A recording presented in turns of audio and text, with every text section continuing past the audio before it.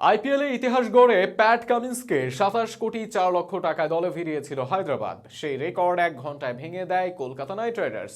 আর এক Australian Mitchell স্টার্ককে কলকাতা ভিড়িয়েছে 32 কোটি 65 লক্ষ টাকায়। ওয়েস্ট ইন্ডিজের রহমান পাওয়েলের মূল্য উঠেছে 9 কোটিরও বেশি, আর জোসেফের মূল্যটা বাংলাদেশি টাকায় 15 কোটিরও বেশি। আইপিএলে যেন টাকার বৃষ্টি বয়েই চলেছে। নিলামের টপ সাইনিংগুলো নিয়ে বিস্তারিত থাকছে প্রতিবেদনে। ইন্ডিয়ান প্রিমিয়ার লিগে যেমন 4-6-এর ঝড় বয়, তেমনি লিগটির নিলামে আসে টাকার বৃষ্টি।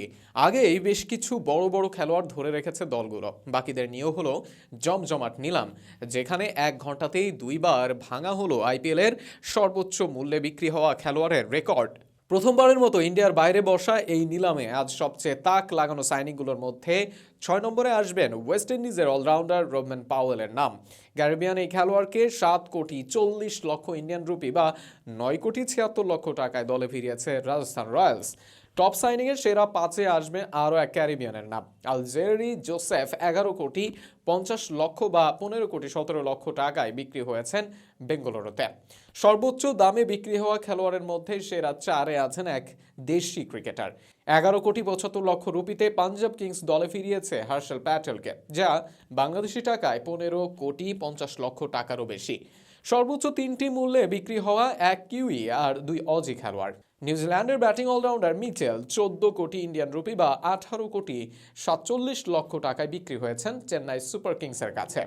আর বাকি দুজনই অস্ট্রেলিয়ান। নিলামের প্রায় শুরুর দিকে ঝড় তুলে বিক্রি হন অস্ট্রেলিয়ান অধিনায়ক প্যাট কামিন্স। তাকে 20 কোটি 50 লক্ষ রুপি, যা বাংলাদেশি টাকায় 27 কোটি 4 লক্ষরও বেশি দিয়ে দলে ফেরায় সানরাইজার্স হায়দ্রাবাদ। নেটপাড়ায় যখন 20 কোটি রুপির বেশিতে তাকে কেনার ইতিহাস নিয়ে চর্চা হচ্ছিল, তখনই সেই ইতিহাস মুছে নিজের নাম লিখে নেন তার স্বদেশি তারকা, ইতিহাসের অন্যতম সেরা fast bowler Mitchell Starc. Mitchell স্টার্কের দাম হাঁকানো হয়েছে 24 কোটি 75 লক্ষ রুপি, যা বাংলাদেশি টাকার অঙ্কে 32 কোটি 65 লক্ষ প্রায়। আর এই বিপুল মূল্যে তাকে দলে ফিরিয়েছে আইপিএল বা ইন্ডিয়ান প্রিমিয়ার লিগ। প্রতিবেদন লেখার সময় অর্থাৎ বিকাল 5টা পর্যন্ত তারাই ছিলেন নিলামের সবচেয়ে দামি খেলোয়াড়।